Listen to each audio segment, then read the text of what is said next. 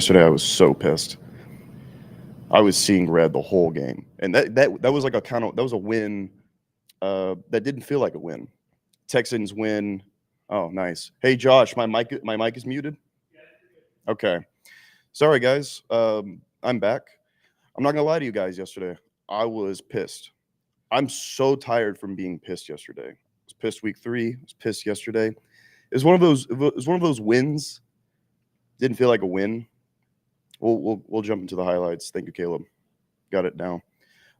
Before we jump into it, got a quick message from Quick Assist. Got any extra game tickets? Turn them into cash with Quick Assist. List your tickets easily across 15 different marketplaces and find buyers who are ready to cheer on H-Town. Search QUICKASYST to download today on the App Store or Google Play Store and make the most of your game day seats. Quick Assist, your ticket everywhere. So thank you, Quick Assist, for sponsoring and powering this episode. And also thank you to Big City Wings, Houston's Wing Joint, Apollo's Wing Joint. If you were there yesterday, I'm sure it was you were having a meltdown at the bar, drinking a beer, eating fried pickles. But thank you always to Big City Wings, Houston's Wing Joint, Apollo's Wing Joint for powering this episode off the gridiron. You can hear it in my voice. I was yelling yesterday, almost to, the game got to a point where I just wasn't yelling and we were doing things and everyone around me was cheering and hitting me on the back. But I was still taken out of it because I was like, there's still so much. There's still so much to fix.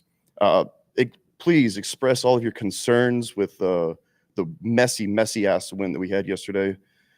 I see a lot of O-line complaints. I see a lot of O-line complaints, man. Yeah. No, this is it's a big problem. It's a big problem. It kind of seemed like at a certain point, the entire O-line, the interior, most specifically, would just collapse at any point. And CJ was on the run quite a bit. And this offense is, obviously it's based around CJ Stroud. He is the nucleus. No question about that. He is the star of this team, the face of this franchise currently. But the point of this entire offseason and this second year is to turn this offense to a well-oiled machine. It doesn't seem like the machine is running very well. Why? I don't really know. Bobby Slowick has been, questionable through the last 2 weeks, I'd say, even about even throughout week 2, Sunday Night Football against the Bears. A lot of questionable success rate for the offense. If we didn't have CJ, he'd be the third. Yeah, no, I mean, CJ gets hit a lot right now. Can't have that. We all know what happens when quarterbacks get hit too much throughout the season. And based on when our bye week is, week 14, it's like you really gotta lock it in. We'll get into it. We'll start watching some highlights here, as much as I don't really want to, because again, this game pissed me the fuck off. Lawrence back to the air, and Kirk has another catch right at the 40-yard line. So was letting the Jaguars see the ball this year for the Jags, third worst in the NFL. Right? And then we get the ball back and immediately go 3 and out. Comes the pressure. It really didn't happen. Takes a big hit. It kind of happened in this way because special teams blunder. Steven Sims so it goes is back conservative deep once we cross for Houston. Yeah, and right now Joe Mixon and Damian Pierce were both fair catch. He lost the football. It's loose. Damian Pierce, Joe Mixon were both out. That's obviously RB1, RB2. Joe Mixon is still very good. Damian Pierce, we'll see how good he is still. Having Cam Akers as your RB1, JJ Taylor RB2, that's already really, really sticky, right? Can you hear you while a video audio is playing? Okay, thank you for letting me know. Yeah, no, having your running backs out, that's immediately a problem. Let CJ cook at a certain point, which obviously I think Bobby got the hint. Bobby got the hint at the end of the game, and he let CJ cook, and that's how we won the game at the very end. We'll watch this real quick. I'm not going to talk during it, but I'll talk about it. This was right after the muff punt. Lots of bullshit to start the game off.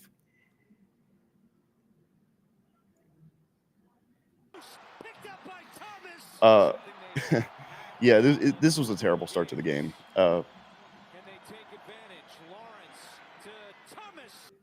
Terrible start to the game. Obviously you get beat on the play action on next to the goal line. You can't. Okay, Steven Sims, what are we doing running, shading over to your left, calling a fair catch, going full speed, and just running into the ball. That's just gonna have to fix itself, really. Special teams does end up fixing itself because we do have a good special teams unit. I'm not worried about it, but the slow starts is what gets us. This slow start almost ended up resulting in the first win for Jacksonville this year, and I would have been so pissed if that was the case. I would have been so PO'd, man. Akers runs like he's scared, painful to watch. It's just Akers. Akers he's obviously had the injuries. He's got a lack of acceleration and burst right now. He's got great vision. He's pretty elusive enough. He just seems to lack that kind of burst. And JJ Taylor, actually, I thought maybe he should have got more carries because he did have burst. He did have acceleration.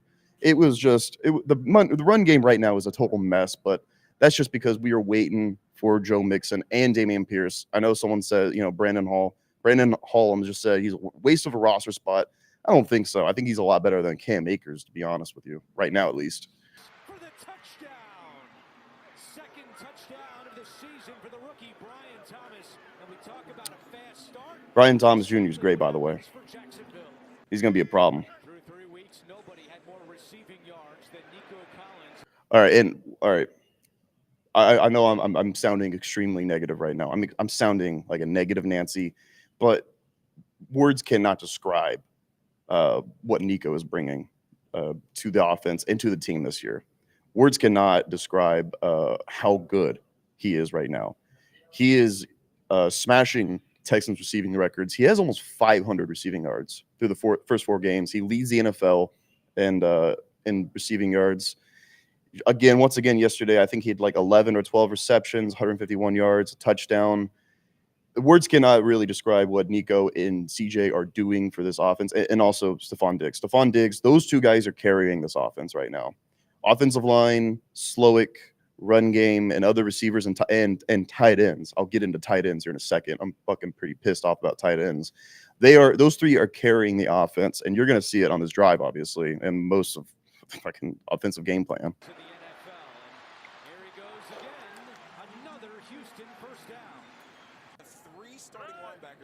Okay. This drive was great. This drive was great because we kind of, yeah, there you go. With this drive was amazing to start off the game and to get the game back rolling in our favor. But that's just because we were letting CJ cook the whole time. This was okay. I love hilarious because Stephon was for sure going to throw it there. He was for sure going to throw it there. This was just a little happy accident. He sees this like open lane right here, and he just turns on the jets and he goes with it. I don't want this to happen anymore. I don't really. Diggs should be getting at least 10 targets a game. I agree. I feel like we weren't targeting him enough the first 2 weeks. Last week he had a lot of targets. This past week, or yesterday, excuse me, he did well enough. I feel like we should target him more. He's still a dog. He's still an alpha receiver. So it worries me that we don't target him a lot. Obviously, he is a free agent after this season, but I'd like him to stick around because he seems to bring a lot to our team as a veteran. I'd hope we start going forward. We start targeting him more. You're right. This is a happy accident.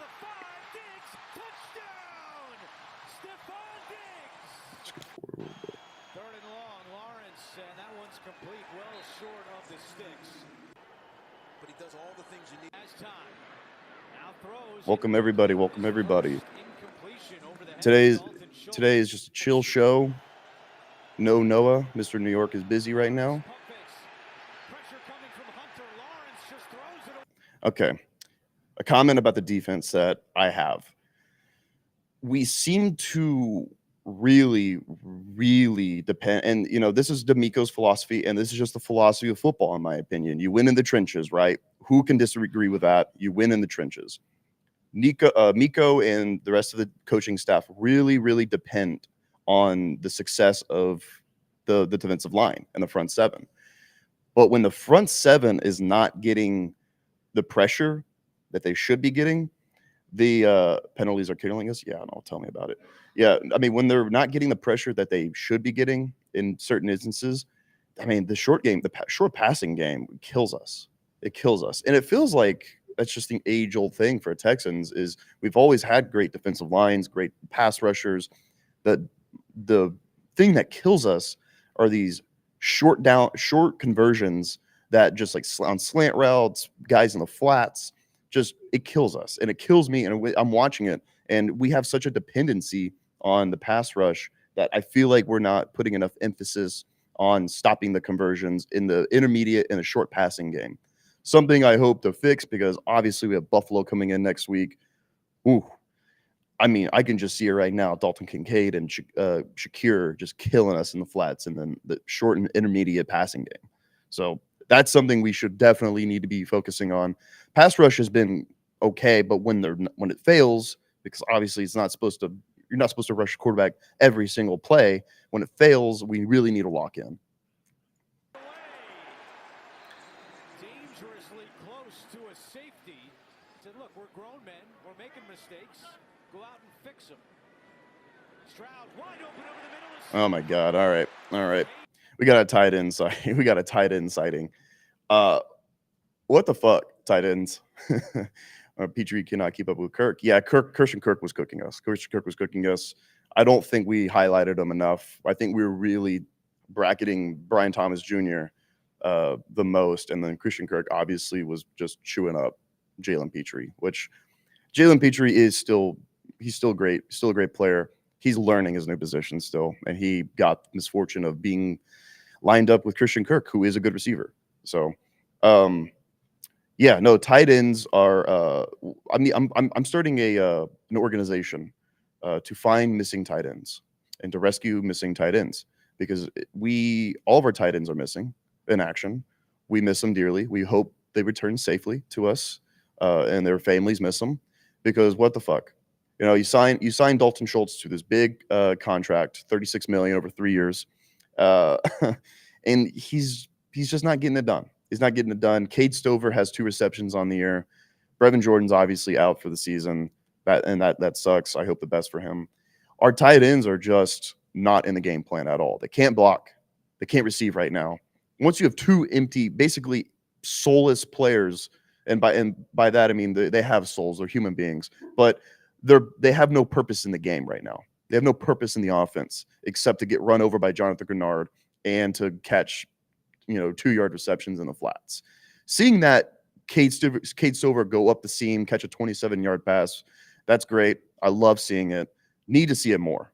Stover rumbles for a big 27-yard pickup. But because of all the injuries, I'm assuming secondary and second level, they're forced to play more zone. Stroud play action was looking deep now underneath to Woods. And Robert Woods, Robert Woods catching a pass. Welcome back to the league, Robert Woods. I know he's been on our team, but it feels like we're just kind of keeping him around as a teacher still, as a veteran guy. But seeing him get game action is fun. I love Robert Woods. Just skip forward a little bit here.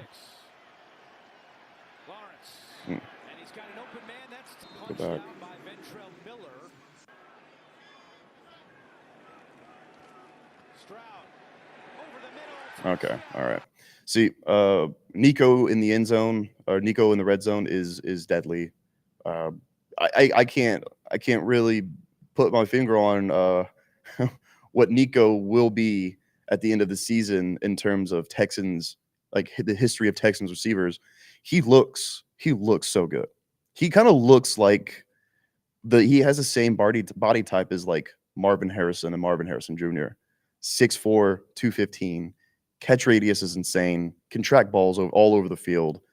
He has insane hands. He's catching as many passes as Marvin Harrison did with Peyton Manning back in the day. I'm not saying he's as good as those two guys or even, anyone else in history, but Nico has the chance to have the best season a receiver has ever had in a Texans uniform. DeAndre talking about DeAndre, talking about Andre, he has a chance to be the best. And that's exciting to see. We'll see if he can keep it up. We'll see if it's sustainable. I don't know. He looks insane. He looks insanely impossible to cover one-on-one coverage, even double coverage sometimes. Nico Collins, his second touchdown of the season.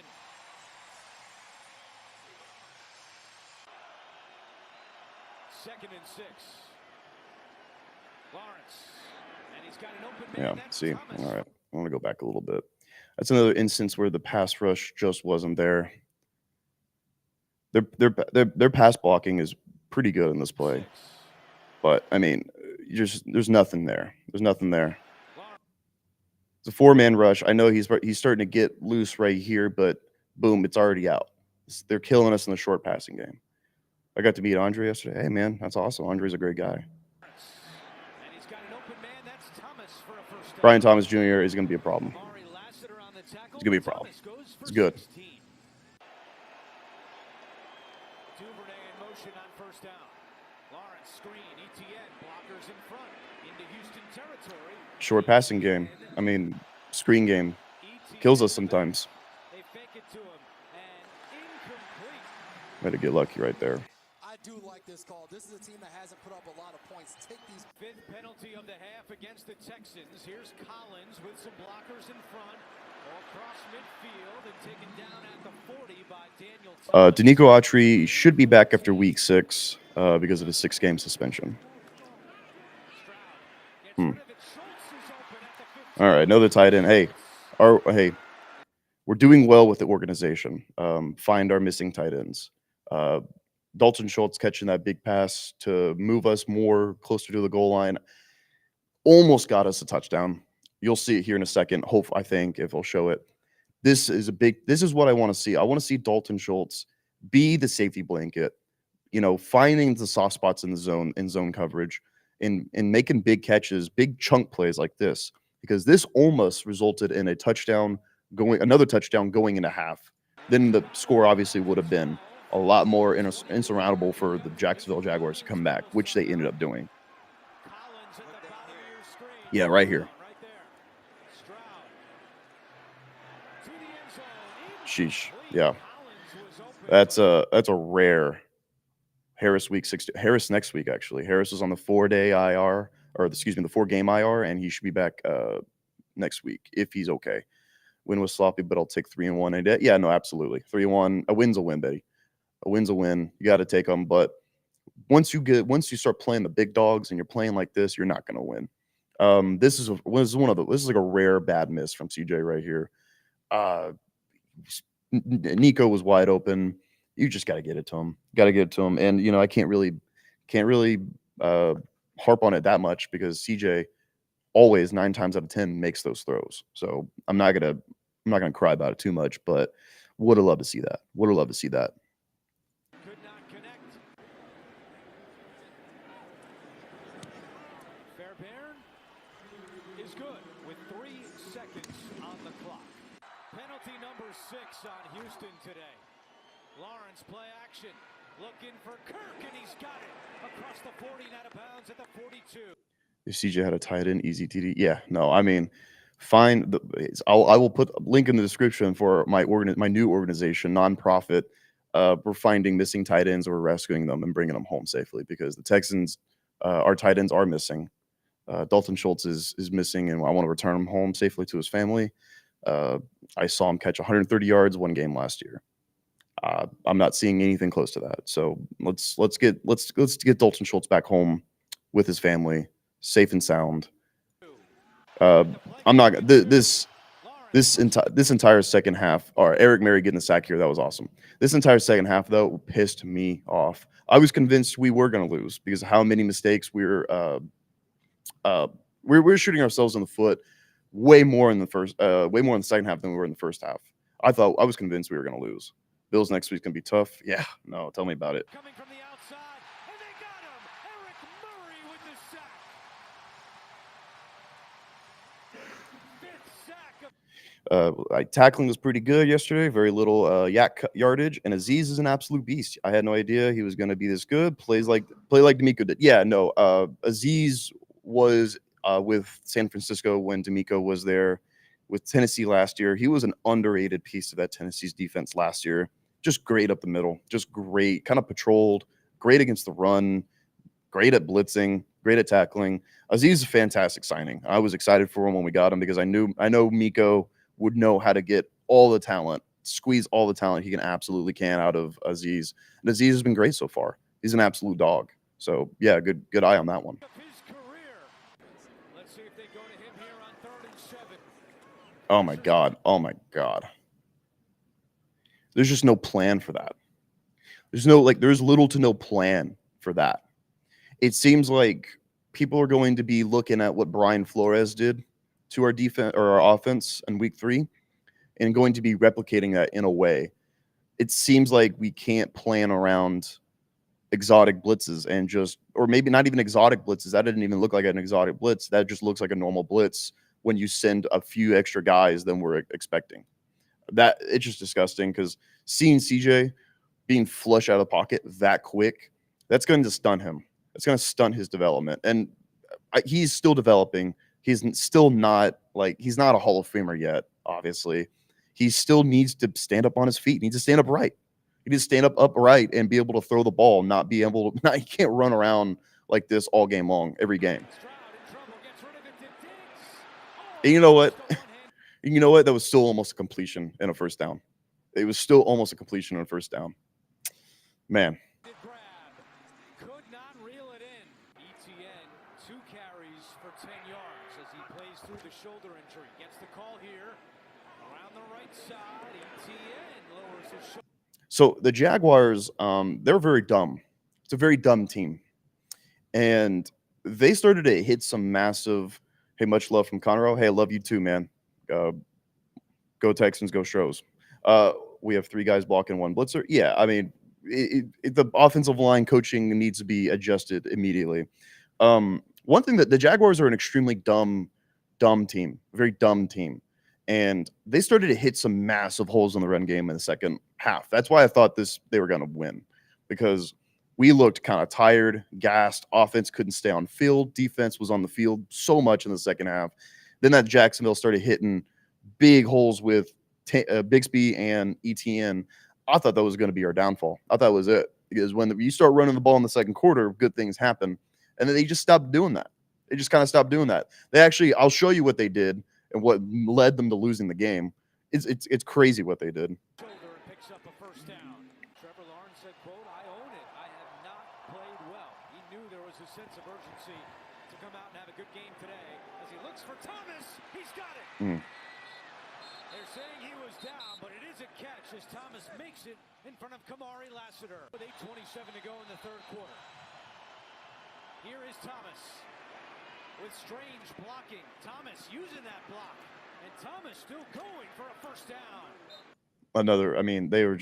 They were making us miss. It's clear that a defense was extremely gassed right here. They were very gassed. And the Jacksonville started to take advantage of how tired our defense was. It is insane to me that Jacksonville didn't win that game yesterday. Just insane, because they had us right. They had us in the second quarter, they had us in the second half the whole time. There was just nothing that we can do. We couldn't do anything offensively. We couldn't stop their run. Trevor Lawrence was starting to get hot, making passes like that or right before this to Brian Thomas Jr. up on the sideline. I mean, still think that was a catch, man. That was a catch. He made a football move. He caught it. He made 2 steps. Ground caused it to move. That was a catch, in my opinion. But thing is, we gave up that catch. We gave up that. It was a great throw from Lawrence because there was no pressure because of how tired our defense was. 3rd down and 4. Lawrence throwing for Kirk. He's got him towards the pylon, and it's a touchdown. Yeah, Love Petrie was getting cooked. He was barbecue chicken all day. Christian Kirk was making sweet love to our defense. He's a good player. And the Jacksonville Jaguars do have the tools to be able to do this consistently. They're just an extremely dumb franchise, an extremely dumb team, and I don't respect them.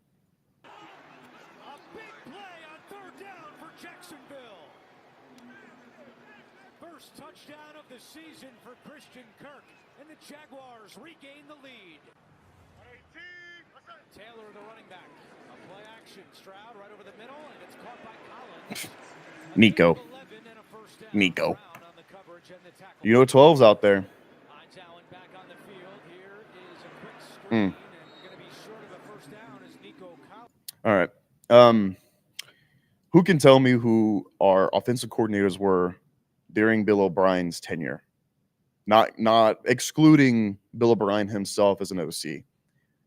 Do y'all remember when it was just the absolute norm on 3rd and longs to just throw a screen pass to like Akeem Hunt or some shit? Or like, throw it in the flats, and like the biggest culprit of them all was maybe Matt Schaub with Owen Daniels and like Garrett Graham, finding him in the flats like on a 3rd and 11, getting it to him, and they're doing like this bullshit tight end screen and all that. They're starting to bring that back a little bit, screens on 3rd and longs. They don't always work, especially with Nico, who's humongous. I know he's fast, but he is humongous. I feel like this is like it's Tank territory really to do that kind of stuff. Obviously, Tank's not playing. It's just that kind of stuff I don't want to see really. I feel like at that point you are giving up on the drive. 3rd and 10, instead of pushing it downfield. I know the offensive line is failing. You got to let CJ cook. You can't just design a screen and then give up on the drive. You're just giving up on the drive, in my opinion, doing this.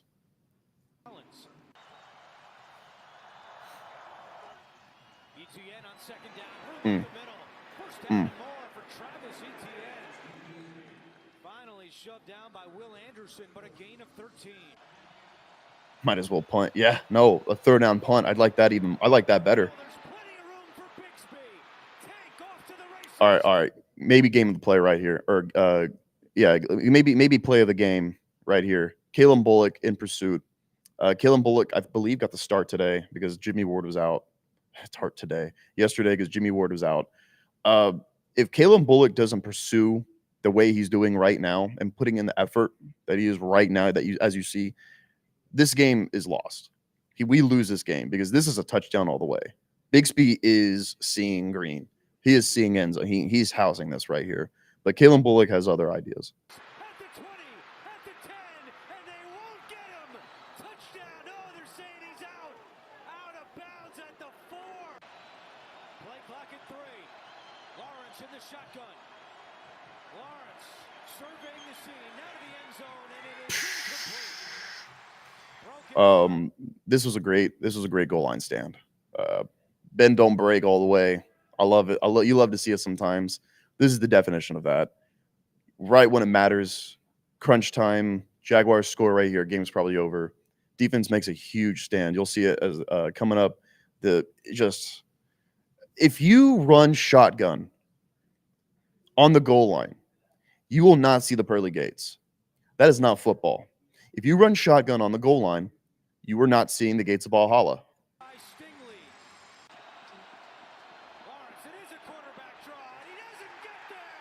Oh, no respect for this franchise. His former teammate, one of the first to hit Lawrence. Oh. CJ knows that as well. Akers. Nice job reversing field. Oh, Akers putting on the moves. Cam Akers showing some elusiveness. You love to see it. I would love to see more plays like that with Cam Akers. Maybe not running up the middle like we were tending to do. We tend to do that yesterday. We were trying to do that a lot yesterday, and that just was not working. Defensive line was crashing in so quickly on Cam Akers when he was running up the middle. It was ridiculous. You wouldn't know by that run that he had 2 big Achilles injuries in his career. A pickup of 16. 3rd down and 18 for the Texans. Stroud has plenty of time. Now gets rid of it to a wide open Agumbawale. Can he get to the... All right, Dari. This play by Dari, great play. I fully at first thought he's going to be tackled. I love Joe's reaction. Yeah. I thought this was going to be a dead play right when he caught it. I was like, there's no way he's going to be able to turn it up the middle. But this is kind of effort that this organization and culture instills into players. It's effort all the way. Nothing beats effort. Nothing beats effort. If anyone catches this pass, 9 times out of 10, they're getting tackled right here. But this guy falls. This guy is, I don't know, I think he's scared to tackle him in the open field. Dari realizes that. He uses maximum 10 out of 10 effort to cut it up the middle and get those extra yards to get that first down.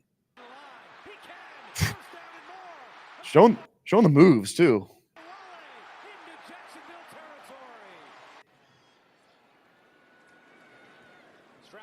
Oh. That is just a killer.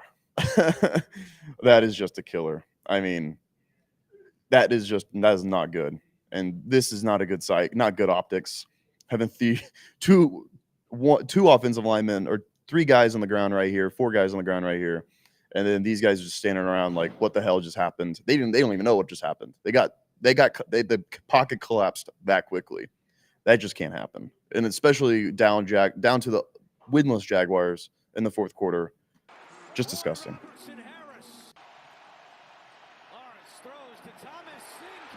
Woo! Sting had a great game yesterday. Sting had an amazing game yesterday. Stats don't show it, but he did not get targeted a lot.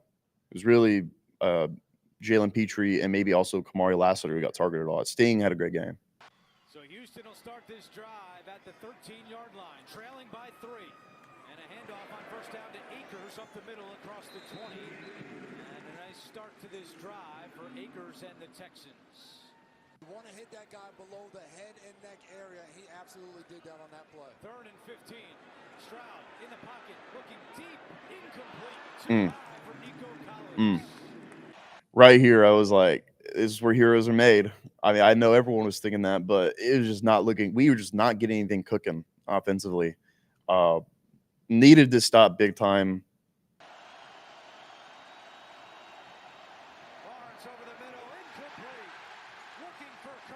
Eric Murray got targeted a lot as well. Very early on, Eric Murray got targeted. He made a few game-changing plays. The sack and that pass deflection, 2 huge game-changing plays that maybe we don't win without them. You know, maybe we lose if those plays don't happen. So big time for 2-3, patrolling the defense, coming back from being targeted early on. They were not respecting Eric Murray at all.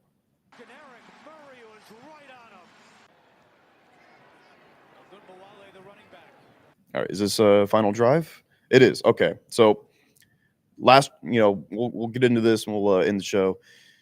This drive immediately changed my mood. I also took a shot of whiskey right before this, and it changed my mood. That changed my mood. But seeing how we operated on this drive when it actually mattered and we were really trying to win the game changed my mood completely. I loved everything I saw. That pocket movement just now, that ability to move around inside the pocket and deliver strikes like that down the field is something that we still really haven't seen as Texans fans. We've never been able to see. We've seen iterations of that. People try to do that, but that is just elite. That's elite pocket awareness. That's elite arm talent. And also, I mean, Nico is Nico.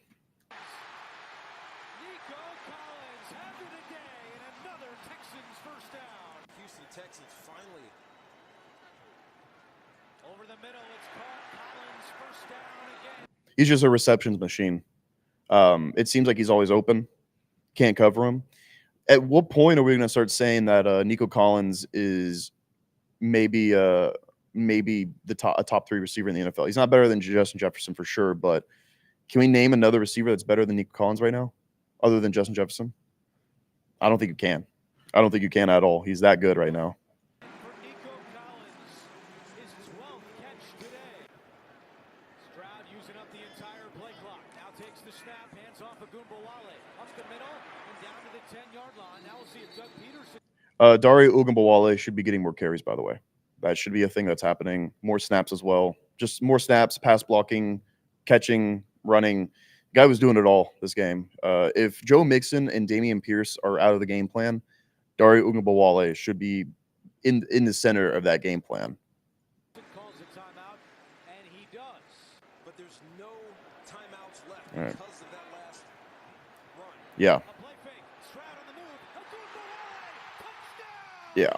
I mean, there you go. Just being able to catch that pass. I mean, there's a reason why Ugumbawale was out there in that moment. We didn't trust Cam Akers with that play, not trusting J.J. Taylor that play, not even British Brooks. Dare Ugumbawale is the guy we trust with catching that game-winning pass. He needs to be getting more snaps. And on top of that, CJ being able to fake it, deliver that pass right in his face mask. I mean, CJ led that. He engineered that entire game-winning drive. He locked in, sat forward in his seat, changed the entire outlook of the game in one drive. Bobby's play calls were terrible. Yes, they were. We're gonna have a conversation about Bobby Slay. You know, Bobby Slay, Super Chef Bobby Slay, if he keeps making decisions like he did yesterday. The former Jaguar, Dare Ogunbowale, and the Texans take the lead. And then here, also, by the way, the Texans were 5.5 point favorites. Getting the safety right here would have made them cover, which I maybe I put money on. I'm not saying I did, or I'm not going to confirm or nor deny that I did that, but I was pretty bummed by this because they were supposed to cover with a safety. Laterals to Davis, back to Lawrence. Lawrence throws it across. ETN on a hop, fields it. Is that not a safety? Should have covered. Trouble, and he's sacked in the end zone. What the fuck is going on with Vegas and their lines? That's sus. Thrown down. All right. Well, that's the end of the game. You see zeros on the clocks, and you see we scored more points than the Jaguars, so that means we won the game. Doesn't feel like we won the game. That's one of those wins that still pisses me off, but a win's a win, guys. It's still very early in the season. That was all in September. All of those games that we just watched, all 4 of them, all still in September. We still have a lot of games to go. CJ was amazing. 3 in the 10 games. Yeah, no, I saw that stat. That was great. This game should have been over by the third quarter. We kept killing ourselves with penalties and offense and men's. Yeah, no, I mean, it was a whole mess. It was a whole mess. But when you have a quarterback as good as CJ Stroud, it doesn't really matter in the end. He can win you games himself. But you don't want to depend on that kind of theory for every game, because that's how you just lose games. You know, that's how you're going to be a right around 500 ball club if you just put it all on the quarterback. It needs to be on everyone. A lot of adjustments to make. Tune in for our show this Friday. We're going to preview the Bills game. Big game coming up. We'll put in our predictions, score predictions, what we think is going to happen, who the X factors are, all that. So yeah, go on over our channel and subscribe, like, comment, hang out with us on our streams. It's a lot of stuff, a lot of cool stuff going on over there. Thank you, Quick Assist, and thank you, Big City Wings, once again. I'm going to end it here, guys. I was pretty pissed, but at the end of the day, 3-1 is 3-1. We're still top of the AFC South. Buffalo, come on down. Come on down, Buffalo. Tune in Friday for our preview. See you guys. Go Texans. Watch.